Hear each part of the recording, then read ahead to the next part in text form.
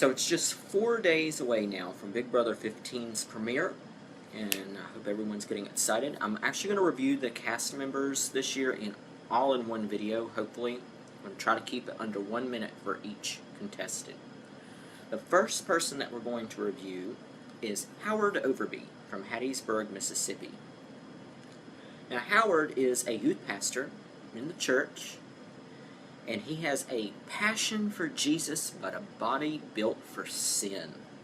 I swear, this guy has got an amazing, amazing body. I don't know how in the world he's single. Maybe he's using Christian Mingle to try to find the ladies. Anyway, he talks in his interviews about how much Jesus and God play a role in his life, and yet he goes on Big Brother to win $500,000. I always find it interesting when people try to bring up their religion and use it in the context of the game, and yet they are going to have to lie, cheat, steal to win that money. So it's not really a place for God. I sure hope he's not in the house sitting there praying like Jamaica used to do, and be like, oh please Jesus, let me win this veto. Jesus would not play the Big Brother game. But that brings up an interesting point. If they ever do another All-Stars season, I would really, really, really love to see Howard in there with Jamaica and Evil Dick.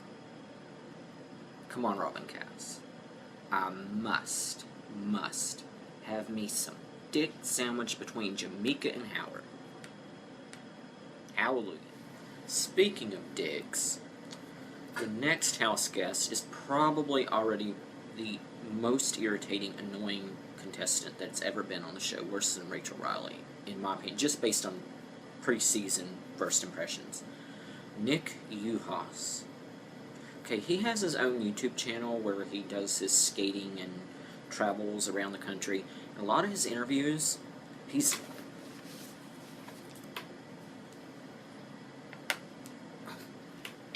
just moving around so much.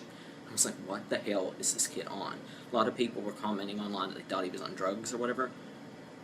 If you watch his YouTube videos, you understand what his real problem is, and he does have a substance abuse problem. It's coffee.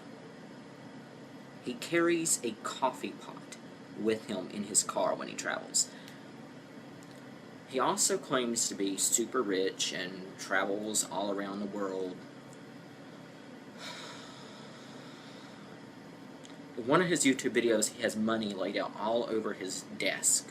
And he's talking about how when you travel, you must take 3 times as much money as your wardrobe is worth. And his wardrobe looked like it might be from Kmart, maybe about $40 worth. But yeah, he had like at least $3,000 laid out on his counter. His outfit was not worth that much. And he doesn't even take a Keurig with him when he takes his coffee maker around in his car. It's just a regular coffee pot. You shop at Costco, Walmart, and now maybe that's the reason why he's so rich. I don't know. Anyway, he did the Big Brother Network interview, and about 1 minute and 30 seconds in, I almost started to vomit. Because he was talking about how his New Year's resolution was to use every single part of his personality and all of his strengths to his advantage this year. And he just talks on and on and on. He talks about how he went to Ohio State and Yale University. And Ohio State is in his home state of Ohio. He's from Chicago right now, but his home state is Ohio, so that's the reason why he went to school there. Yeah, this video is definitely not going to be 1 minute for each house guest, because I'm going to talk about this kid for probably 5 minutes. But, I mean, every time I see a video of him, I just want to throw up. He's throwing stats and figures out there. He's the only house guest that seemed to have a well-formulated strategy going into the house. He's going to form an alliance called the Wolf Pack, he said. I'm sure other people will want to have some say-so in the naming of your alliance, but the Wolf Pack sounds like the most douchebaggy name of a alliance in Big Brother history. But it's going to be just like the Brigade if they do actually take this thing off the ground. I think Howard would probably be in there, probably Jeremy, who's going to be the next house guest that we review, and probably Spencer, the train conductor. But That's just my opinion right now, but yeah, every time I watch his interviews, I just want to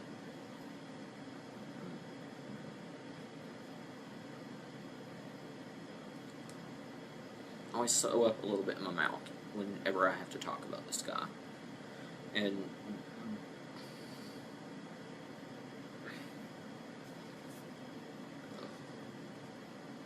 sorry.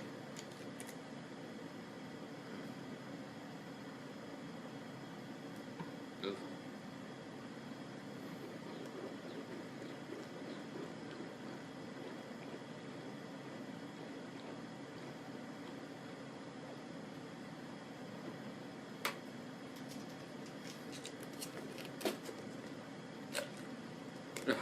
I'm sorry. A little bit better. The Uhas. Yeah, that didn't work.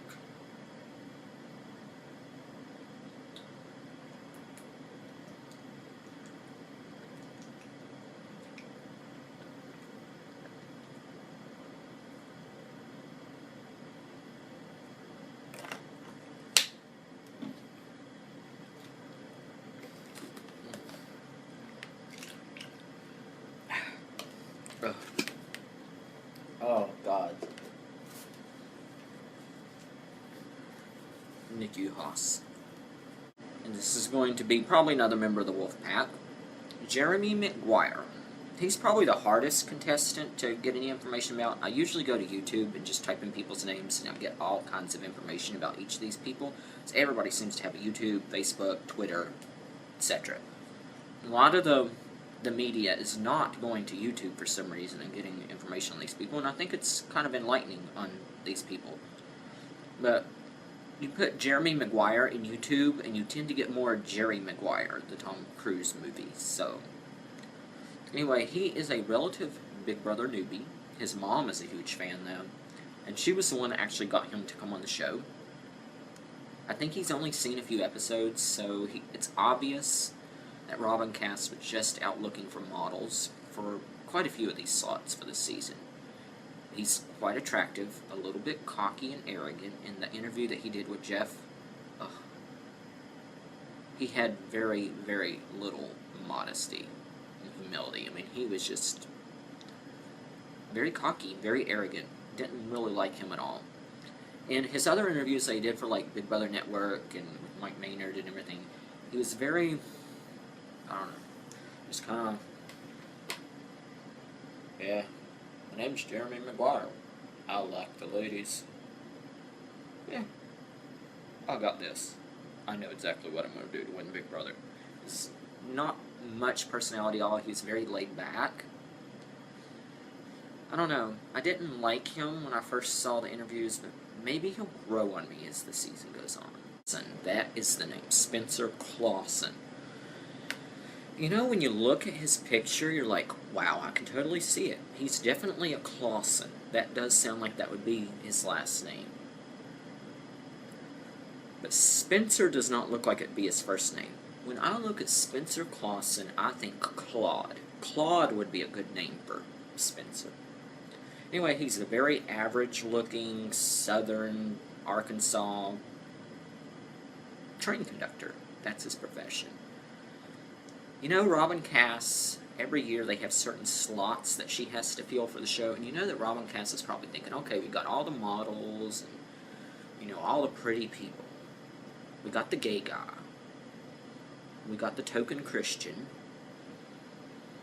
We got the position for the blacks field. Now, you know what we need? We need an average person to also fulfill our old person slot. And then they got Spencer. Now, Spencer reminds me of Adam Pock from Big Brother from a couple seasons back. And I think that's what she was going for here, a redneck version of Adam. Because, you know, Adam was the heavy metal teddy bear. Well, Spencer is the redneck teddy bear.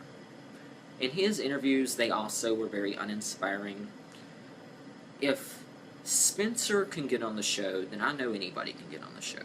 I mean, I'm going to try a lot harder next year to get on Big Brother because, you know, I could fulfill this role as the average-looking, slut on Big Brother. Might have to gain some weight, though. Okay, and then you've got from Chicago, Andy Herren. Now, Andy is the token gay guy that has to be on the show every year. There's only one gay person on the show every year. Now, Robin Cass, the biggest fault that I have with Robin Cass, she's a great caster, don't get me wrong, but Big Brother, they tend to cast very conservatively, compared to other shows like The Amazing Race, which Amazing Race, because they cast it as teams, a lot of times they'll have, like, gay couples on. So they'll have, like, maybe 4 in a season on their show. Not on Big Brother. You're going to have 1 person a year, if that. Some years they don't even have that. But you got 1 person a year that is gay. So when they ask Andy, will there be a potential for showmance? Yeah, the pickings are very slim there. That's what Andy says in the interview. Now, Andy is a public speaking professor, but the funny thing was he seemed very nervous in his interviews. I felt so sorry for the guy. He was very, very nervous in his media day interviews. But he seemed very funny, very intelligent. I think I will like him on the show. He's a ginger, and that's unique on the show. He said that 3 words that describe him, if I remember correctly from the cast questionnaire, it was friendly, funny, and red. But I think he's going to be an early favorite for all of the viewers. Hope he doesn't get burned out too quickly or play the game too quickly. Hope he's kind of like Reagan.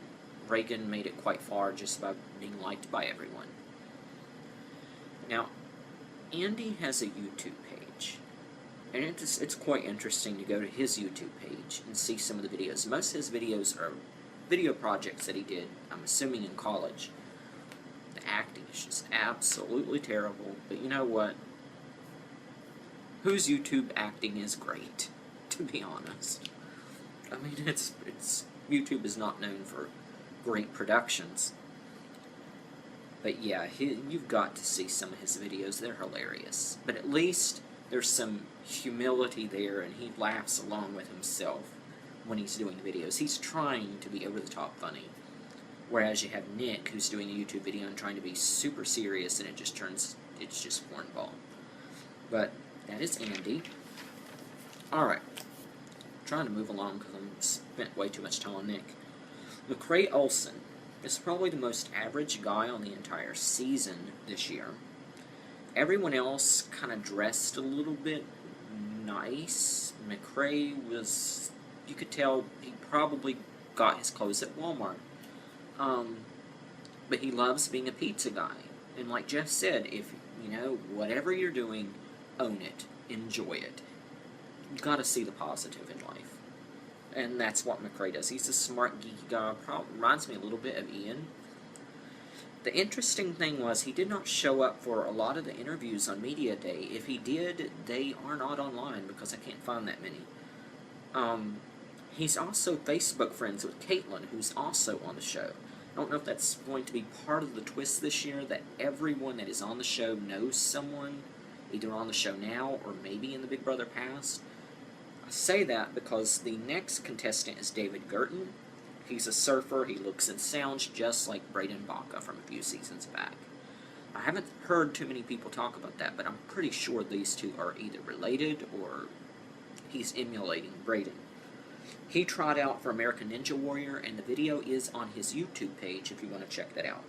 He is definitely going to be an amazing physical threat, and he might be part of that Wolfpack alliance that I mentioned earlier. If they don't pick him up, they need to, because this guy's going to win the physical competitions. But he does have bad hygiene, which might hinder him in this game, because he said he does not like to take showers or baths, doesn't like to wash his hair or anything, so I don't know. He knows he smells, so that might be a problem. Running out of time here, but quickly, rounding out the boys here on Big Brother is Judd Daughtry from Eastern Tennessee. Now, Judd is a small-town Tennessee boy with a temper, and he admits to having had to take anxiety medicine in the past. Worried that might be a ticking time bomb, Hope he's not another Sheemer or Willie.